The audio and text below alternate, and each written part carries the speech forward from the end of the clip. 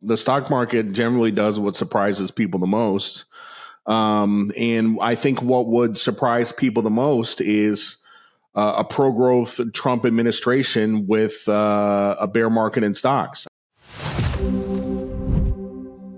Donald Trump's pick for Treasury Secretary has been well received and could hold clues how to lower debt while also keeping the economy rolling. I'm your host, Andrew Brill. If you need help keeping your finances rolling, go to wealthion.com/free for a free no obligation portfolio review. We'll talk about key components of the economy and how they'll affect you coming up next.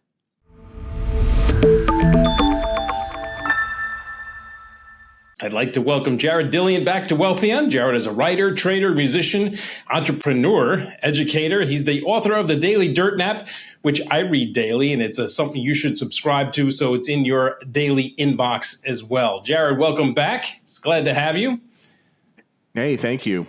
So out of all those things, writer, educator, entrepreneur, which one do you enjoy the most? Definitely writer. In fact, I'm kind of, I'm 50 years old and I'm not really close to retirement, but it's getting closer. And I'm looking forward to the day when I don't have to write a newsletter every day and I can just write novels or short stories or whatever. And that's what I'm going to do when I retire. So, right. And the newest book is a collection of short stories. So if you haven't seen that one, get on that and look for Jared. And it's a really good read. So you had an event this past Friday where you DJ'd. Tell us a little bit about that. Yeah. So for a while, about every 6 months, I was having parties in New York City.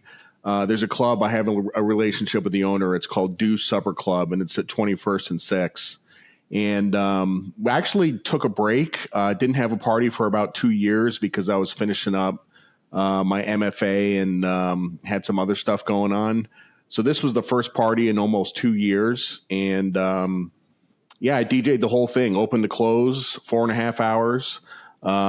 It had a great turnout. It was fun. It was cool. Excellent. Glad it went well. And we look forward to the next one. I understand it's in May. So I'm here in New York City and I'm looking forward to seeing you behind. They're not really turntables anymore, but I'm looking forward. No, they call them turntables. They call them decks, behind the decks.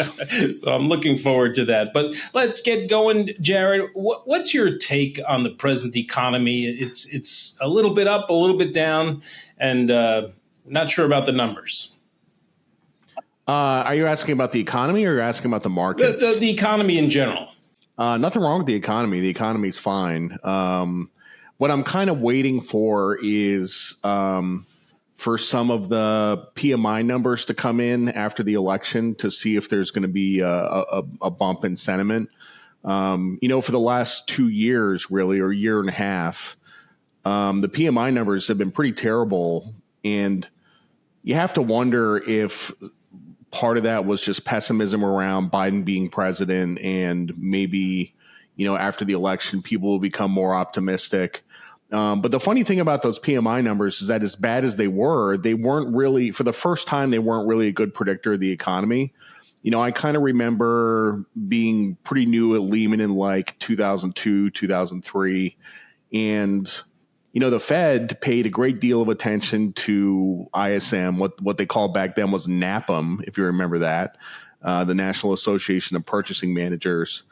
And if NAPM came in above 50, then the Fed was hiking, and if it came in below 50, the Fed was cutting. And we had a very long run of data with the PMIs below 50. And yet the economy ended up being pretty strong, and a lot of people pointed out that divergence between sentiment and the real economy. The economy itself was strong, but sentiment around it was really bad. And a lot of the reason for that was because of inflation. Do you envision a better scenario under the next administration? You had mentioned maybe the PMI is not doing as well because of the administration, but do you expect that stuff like that will pick up? I mean, theoretically, yes. Everything that Trump is doing is very pro-growth. The pick of Scott Bessent as Treasury Secretary couldn't really be any better. This is a guy who's focused on, reducing the deficit and cutting taxes, and Trump himself is focused on cutting regulations. So this is going to be a very pro-growth 4 years. Having said that, there isn't really a strong correlation between the stock market and a president's policies. And if you go back to when Reagan was elected in 1980, Reagan immediately cut taxes a lot and cut taxes throughout both of his terms. But the stock market, basically you had Volcker raising rates in 80 and 81, and we had a recession in 1982 when stocks were very cheap. But the point is that, Reagan had been president for about 3 or 4 years before the stock market finally started to go up. So I think a lot of people are expecting that, we're going to have 4 years of Trump and the stock market's going to go from the lower left to the upper right.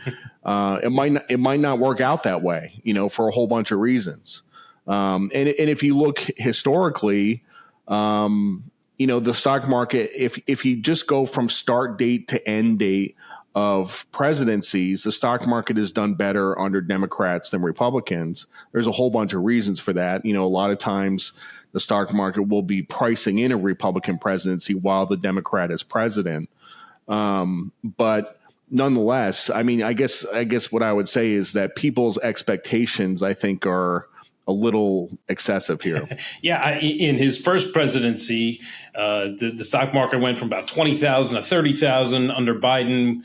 30, I'm using rough numbers, 30 to 44 at this point. And I can't imagine the growth can be anywhere near that drastic under Trump's second administration. Yeah, that's kind of what I'm thinking. The stock market generally does what surprises people the most. And I think what would surprise people the most is a pro-growth Trump administration with a bear market in stocks. I think that would surprise a lot of people.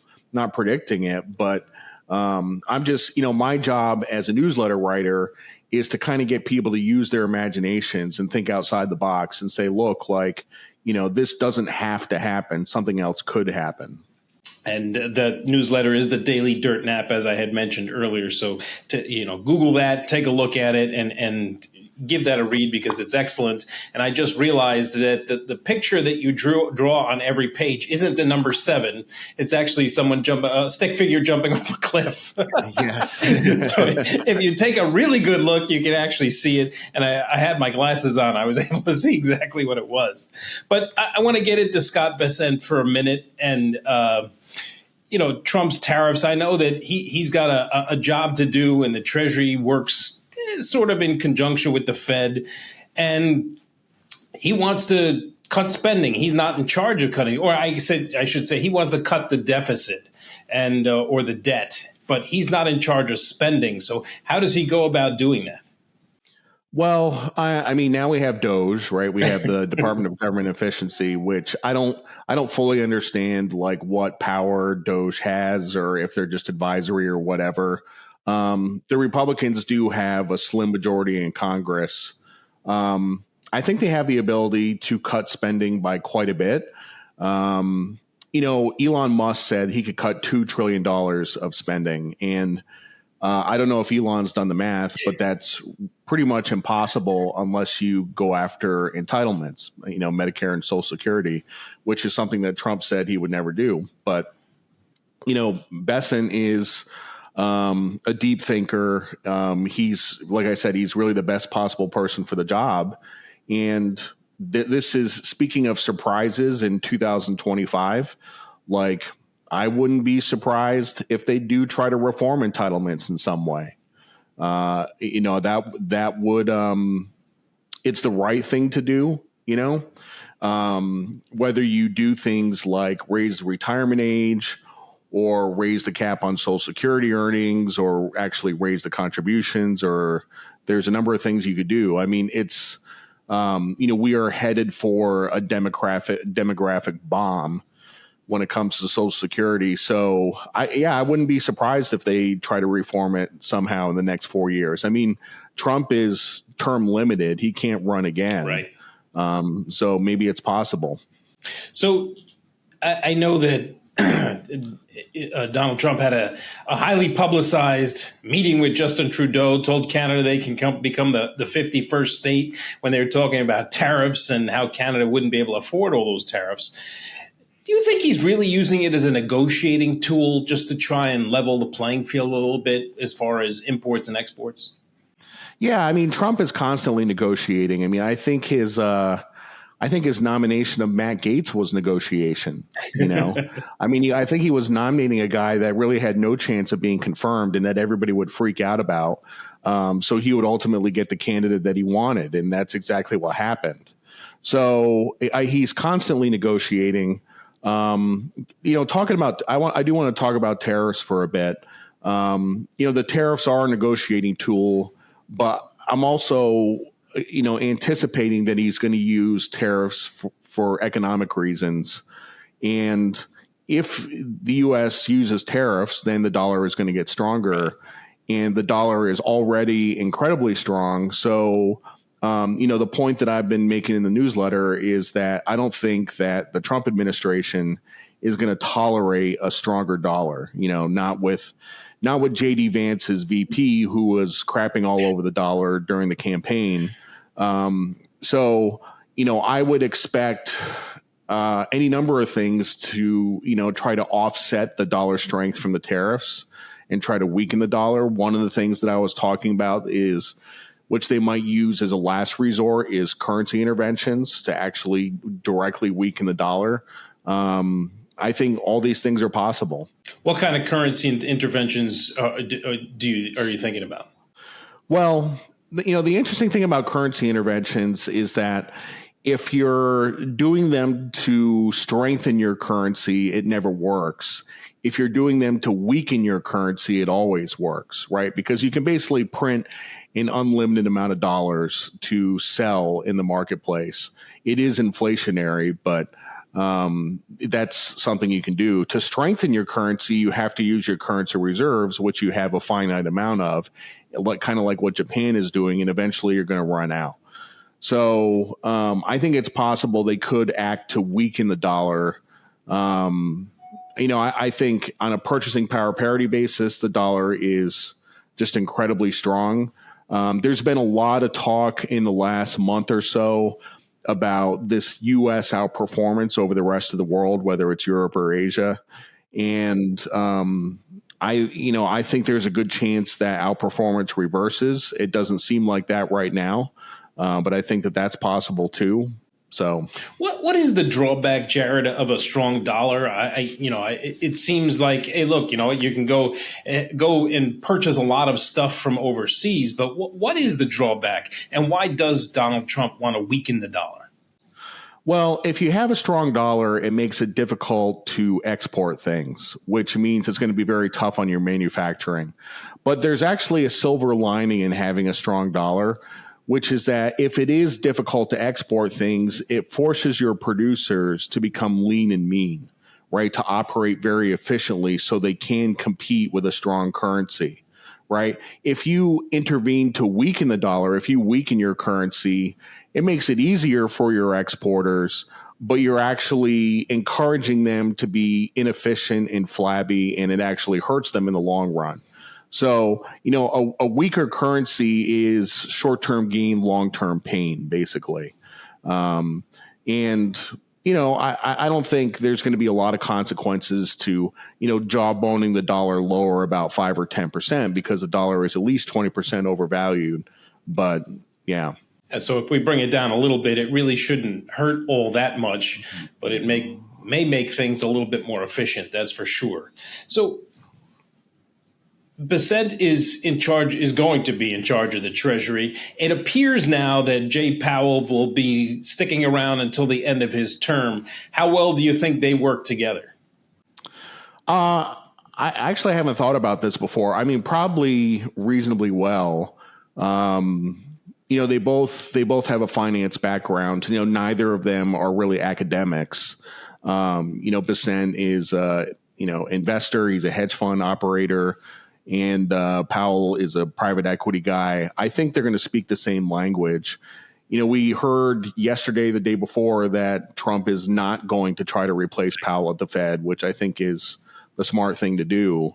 I think his replacement is going to be Kevin Warsh, would be my guess, especially since, Warsh was being considered for Treasury but didn't get that. I think Warsh is probably going to be the next Fed chairman. Do you think the Powell's done a good job in lowering inflation and getting it to a point where it's doing okay? I think he's done. Everybody I think would have the same report card for Powell. He was slow to recognize inflation, but once he did recognize inflation, he acted very swiftly to bring it down as quickly as he could. So I give him kind of a B minus. And where do you expect we go in December? We're probably about a week away from another Fed meeting and an announcement of a cut or not. Yeah, I think we're pricing in about a 90% chance of a cut, and I think that's about right. I think we will get another 25 basis point cut. But the fact, we're cutting interest rates 100 basis points while crypto is going bananas and the stock market is going bananas. And, not that I'm going to blame all this speculation on the Fed cutting 100 basis points, but basically the Fed got spooked by some payroll data and they panicked and they cut 50 basis points back in September, which I think was a mistake. I think I said this the last time we talked. I think I said that in 2025, they're probably going to be taking back some of these rate cuts and actually hiking rates. So you think that the new administration will be a little bit more inflationary then?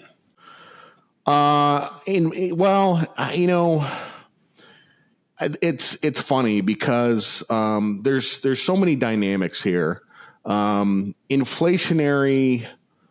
The economy is going to run hotter with Trump as president, than with Biden as president. But my guess is that the Fed, which, not to get into politics, but they donate to Democrats 10-1 over Republicans. My guess is they would prefer tighter monetary policy while Trump is president. And then we're getting into, Trump's stated desire to have a say in the monetary policy process. And, if Trump is agitating for lower rates like he was in 17 and 18 with Powell, then that could, let me just say there's a lot of uncertainty for next year. I don't know what Trump is going to do. I think if Trump doesn't interfere in monetary policy, Fed funds will be higher. But if he does, then we'll see. So let's get into the stock market a little bit. The NASDAQ right near its high, S&P over 6,000. The Dow is not far off its high. You've written that you're bearish on stocks. Can you explain? Yeah, I'm bearish on stocks, but I'm not doing anything about it. I think my job as a newsletter writer is to obviously recommend trades to my subscribers. And I don't want to be in a position where I'm telling people to go short and then the S&P goes up another 15% and, we get squeezed and it's terrible. And, so my job is to time it perfectly. And, in doing so, I'm paying a lot of attention to the technicals and in the price action, the technicals and the price action. And when I just see how the market trades, it doesn't seem super toppy to me. I still think we have some more upside. If we don't, if the market goes down 5 or 10% tomorrow, I'll be happy. But I do think we have some more upside. So what I'm trying to do is to time it perfectly. So you're sitting tight for now, but if it goes down 5 or 10%, are you putting more money to work? Depends on the price action. It kind of depends on how it goes down. But yes, I will probably, there's a portfolio in the newsletter. We have a lot of long positions.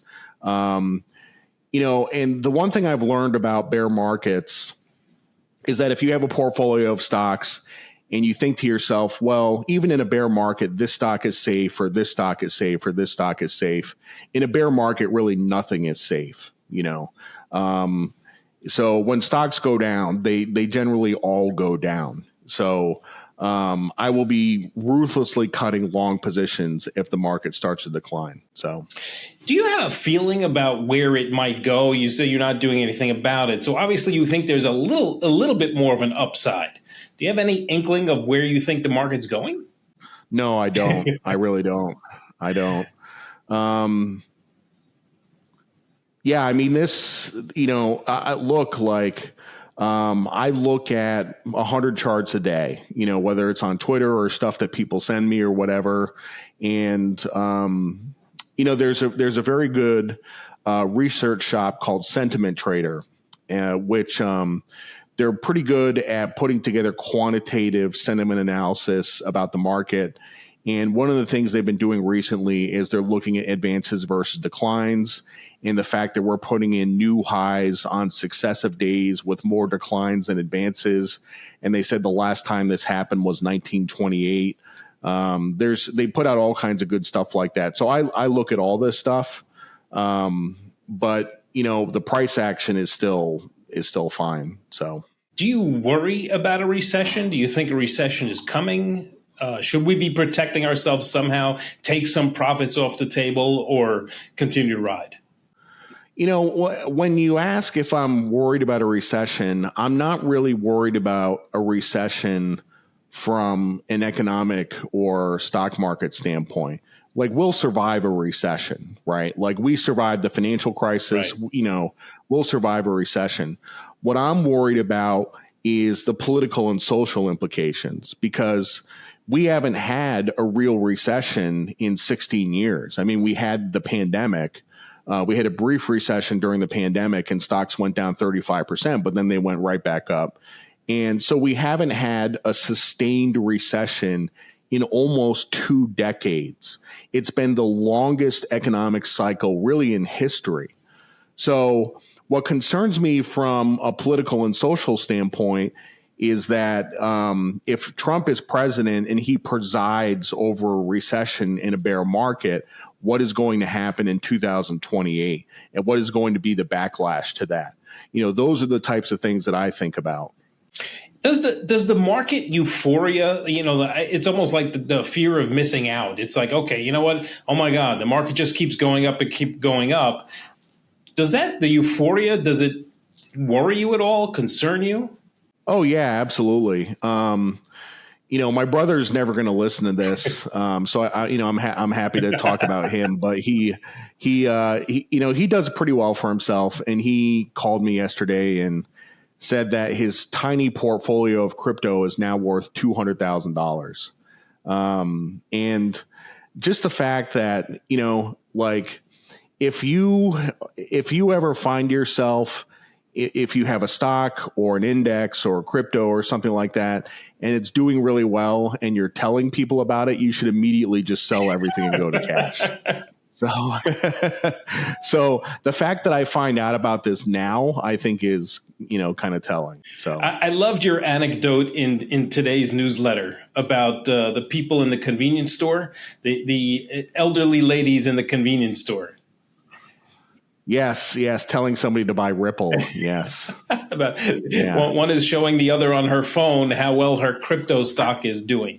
Yeah. So what are your thoughts on crypto, Jared?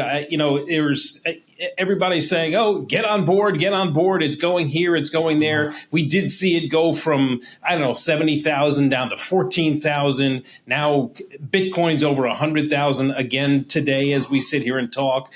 But what are your thoughts on crypto? Well, I don't like investing in crypto. I've done it before. I don't like 80% bear markets. Like I don't really feel like riding out an 80% bear market. That doesn't appeal to me.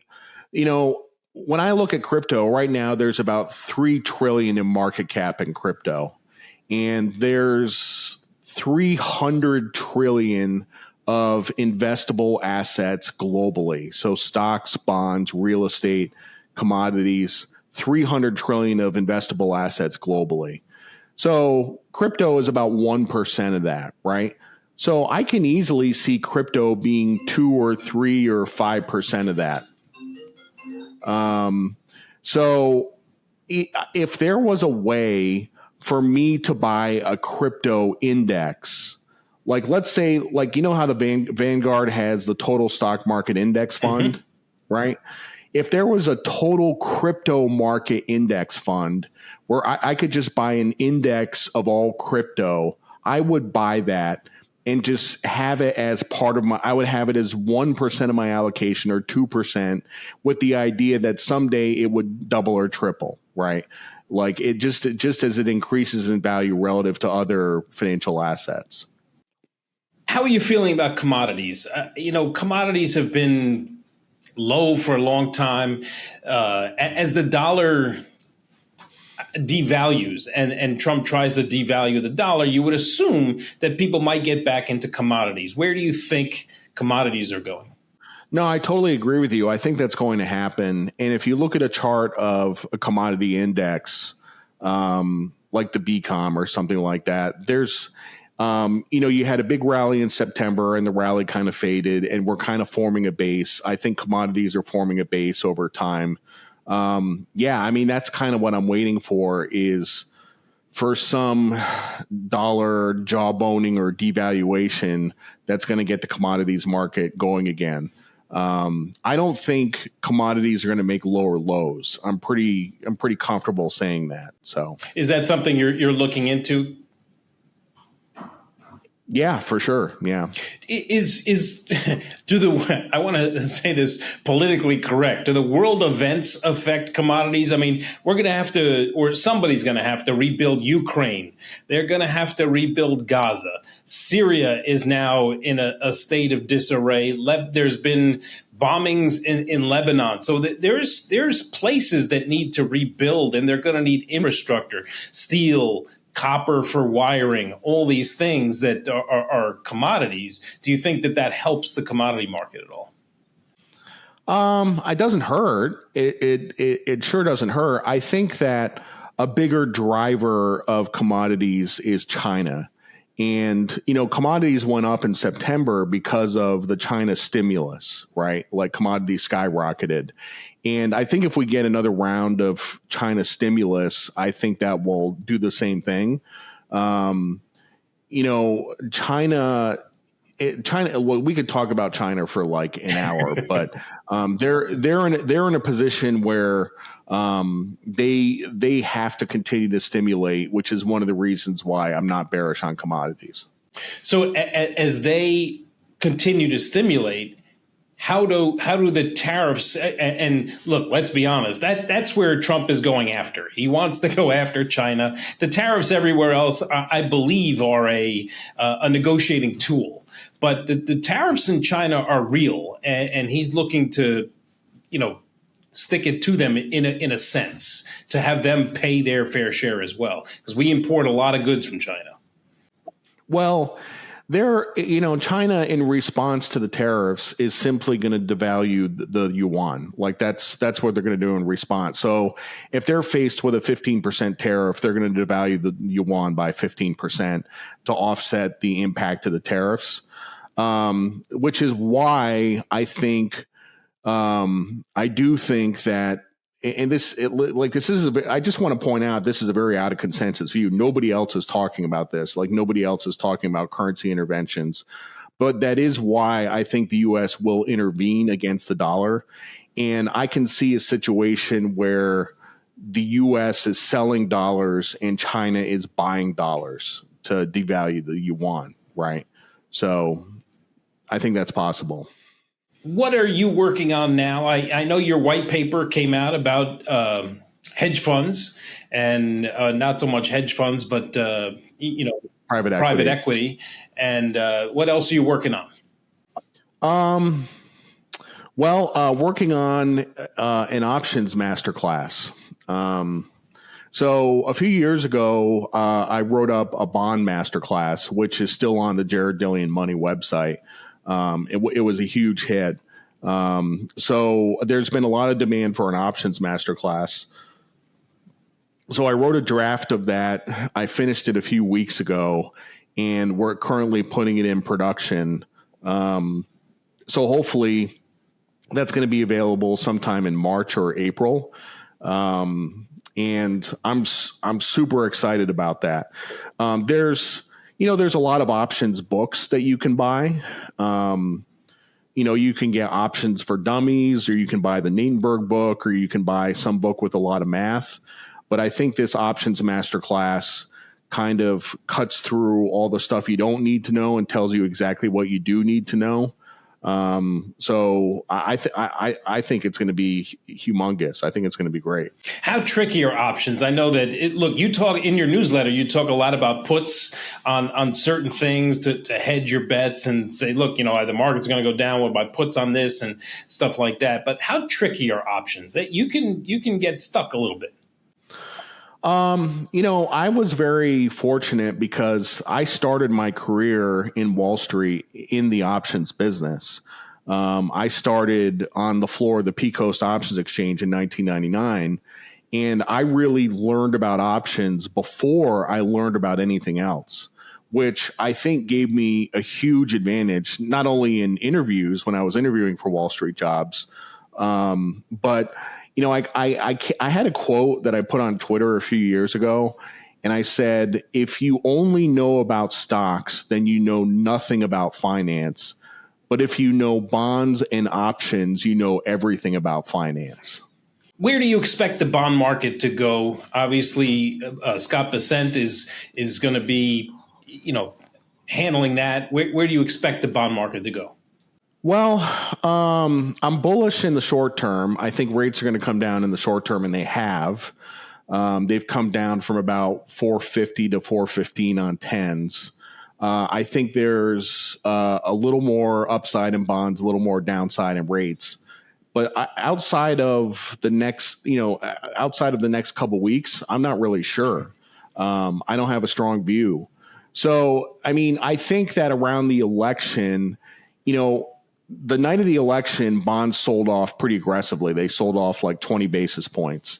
And it was basically under the assumption that Trump was inflationary, that he was going to blow out the budget, kind of like he did in his first term. And my position was that no, actually the opposite is going to happen. Like this time he has small government instincts. He's going to be hiring people that have small government instincts. They're actually going to cut the deficit. And I think that's why you've seen yields come down a bit. But as to what happens next year, I'm not really sure.